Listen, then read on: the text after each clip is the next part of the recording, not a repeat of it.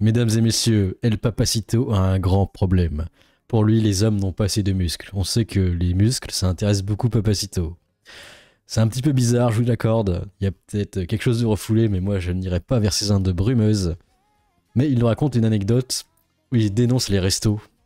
Il y a trop d'hommes soja selon lui, dans les restos. Et pas assez de muscles. Lui, il veut des muscles. Ok?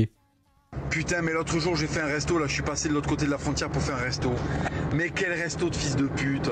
Et Ah, les gros mots. parce que j'avais vraiment envie de faire un resto en fait, comme c'est fermé depuis trop de temps. Mais quel resto de fils de pute.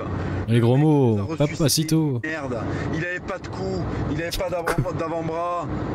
Je me demande s'il avait un tube digestif ce fils de pute. Je me demande s'il se nourrit pas en captant l'humidité par les pores de sa peau et en la transformant en énergie cet enculé. C'est quoi ça? J'imagine l'image. Le type, c'est un végétaux, là. C'est un végétal.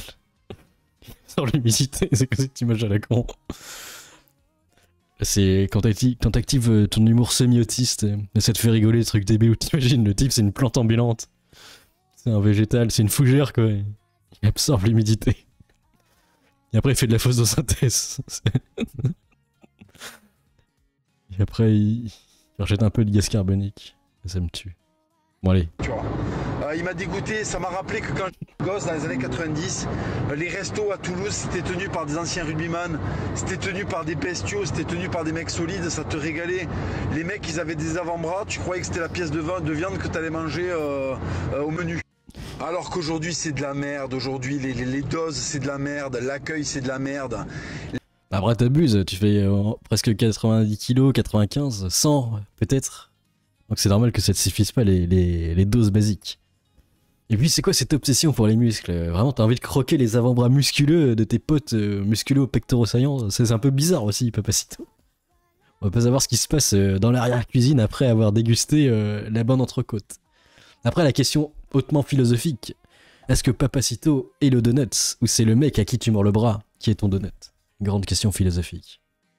110 kilos, bah oui, il mange pour deux, donc c'est un peu normal que t'aies pas des portions normales, faut commander double. Il y a toujours un désavantage évolutif à être super musclé et fort. Ok, tu tabasses tout le monde, mais en conditions dégradées, bah, tu consommes 2 fois plus d'énergie. Du coup, est-ce qu'on garde le mec musculeux mais qui consomme 2 fois plus, ou on garde 2 mecs gringalets mais qui peuvent tenir un fusil? Et oui, on verra pendant l'effondrement quelle théorie sera la plus juste. Les mecs n'ont plus d'âme, les mecs sont... En fait, les mecs, à force de compter les centimes pour savoir de combien ils t'ont enculé sur ton coca, tu vois, qui sont taxés par l'État, en fait, ça a transformé les restaurateurs en sale merde. C'est fini, les restaurateurs à l'ancienne que moi j'ai connus, je sais pas, dans d'autres régions. Mais putain, à l'époque, à Toulouse, dans les années 90, mais ça régalait. T'allais au resto pas pour bouffer, t'allais au resto pour... restaurateur, le mec t'entrait, il te mettait à l'aise, tu savais que ce qui te servait, il le bouffait, tu vois. Les types, du point de vue calorique, c'était la foire. Il y avait que des obèses en fait. Si t'étais pas obèse, on te donnait pas de permis d'ouvrir un resto. Alors que maintenant, les doses de viande, c'est de la merde. Sur le menu, t'as le gramme que fait le steak. Et je vois des 150, des 300 grammes. Alors ça, c'est... Par contre, là, je peux pas les donner de termes, des fois, c'est une arnaque. J'avais commandé une fois un steak faux filet. Un truc comme ça. Et je vous jure, le faux filet, c'est les trucs minuscules. J'ai payé 20 balles, mais c'est vraiment un truc minuscule. Normalement, t'en commandes 2 ou 3 pour être calé. Mais là, c'était vraiment un steak. Le steak que t'achètes en supermarché, mais la version petite qui fait, je sais pas, 150 grammes, même pas 200. Et voilà, mais c'est abusé. Et ça coûte 20 balles. Je suis obligé d'en commander 2 pour être rassasié et payer 40 balles. C'est pas normal. Heureusement que la personne en face, elle m'a laissé manger ses restes de pizza. Vous savez, la croûte de pizza, ça m'a servi de pain parce qu'il y avait même pas de pain, c'était des rats. Donc là, j'avoue, franchement, des fois, quand tu vas dans un resto basique, normalement, tu dois plus avoir faim, t'es pas dans un gastro. C'est pas normal. C'est l'enfer, quoi. Tu vois, imagine, payer 40 € pour être rassasié, mais non. Du coup, j'aime pas les restos, du coup. Je suis déçu. Moi, je vais au kebab du coin, au moins ça coûte 7 €, hein. Voilà, c'est pas moi qui le dis. C'était une pizzeria de base, quoi, en plus, mais c'est abusé, quoi. C'est cher, bah oui, c'est cher pour une viande, une petite viande. À la limite, ça reste assez bon parce que c'est snacké à la plancha, ça donne un petit goût grillé. Mais là, je l'ai senti passer. Après, c'est pas tous les restos, pas d'amalgame, mais celui-là, ça fait mal au cocolo. Ah, mes fils de pute. Les gros mots. Consommation de shit de marocain ou est-ce que tu viens manger de la viande en...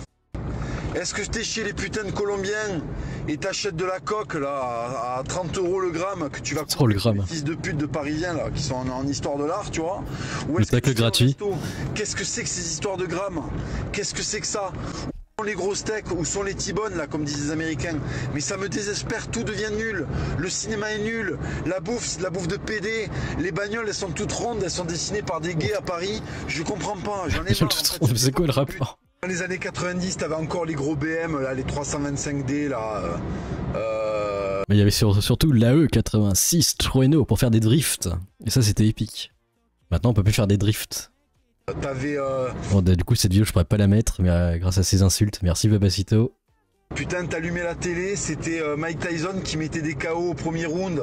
Mais tout était, putain, tout était plus large.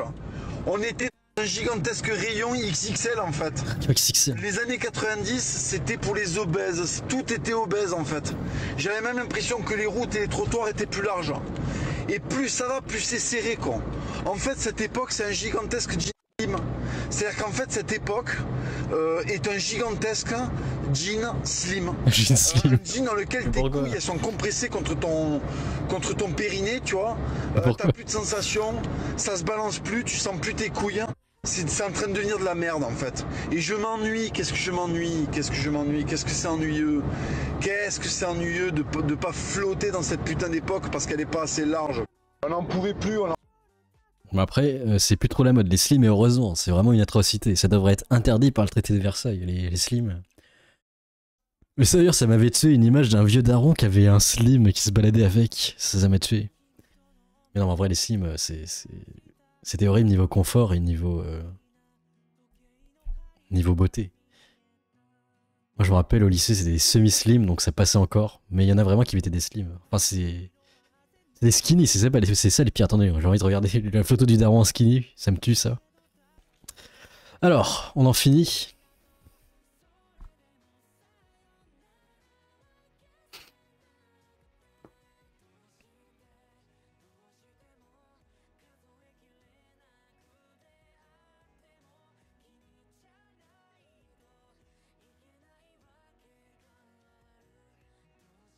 Alors c'est vrai que la WWE, une période, je pense que c'est la même qu'on a vécue. Ça s'appelait la PJRA. C'était entre 2007, 2008, 2009 et 2014. C'était là où il y avait John Cena et Mysterio, c'était super infantilisé. C'était pas vraiment adulte et c'était juste méchant contre gentil quoi. Juste pour générer un max de thunes et faire des jouets. Maintenant ils sont un peu améliorés. Je sais pas si c'est mieux, mais apparemment c'est devenu un peu plus sérieux avec des personnages comme Brock Lesnar et compagnie. Cody Rhodes aussi qui a percé. Mais avant c'est vrai que c'était une période malaisante le catch. Où c'était trop enfantin quoi. C'était pas possible.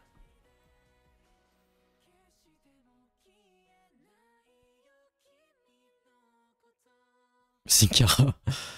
Bah il est pas resté un an, il a été finito Sin Cara. Un truc comme ça. Ah pardon, vous avez pas l'image. Quelqu'un qui avait pas de papier, fait putain, c'était Pardon, on remet un petit peu. Hop. dans les chambres de hipsters. Nous, c'était la culture populaire. Tu regardais ça, c'était normal. Après, il y avait Walker Texas Rangers qui allait contrôler des Mexicains qui avaient pas de papier. Mais non, c'était pas ça en plus. Il était tolérant, Chuck Norris. Mais oui, avec le poulet frites le dimanche, Walker Texas Ranger. C'était épique. Avec Trivette et la musique, le générique. C'était parfait, putain. C'était parfait, c'était décomplexé. Putain, l'Occident avait le droit d'être occidental. Mais je m'ennuie, les gars, je m'ennuie. C'est chiant, c'est devenu nul. Les films sont nuls. Élevé par les Indiens, Et exact. Les années 90 me manquent, voilà. Ça me manque. En finale. Dans Ultimate Warrior, il faisait semblant de s'électrocuter avec la corde comme un gigantesque Secpa. Ça me manque. Ça me manque. Et c'est finito. Je pense que Papacito est un grand garçon qui est trop nostalgique de ses Action Man. Voilà. Bref, qu'est-ce que vous pensez de Papacito et de son avis? Laissez vos avis dans les commentaires. À la plus, Magus.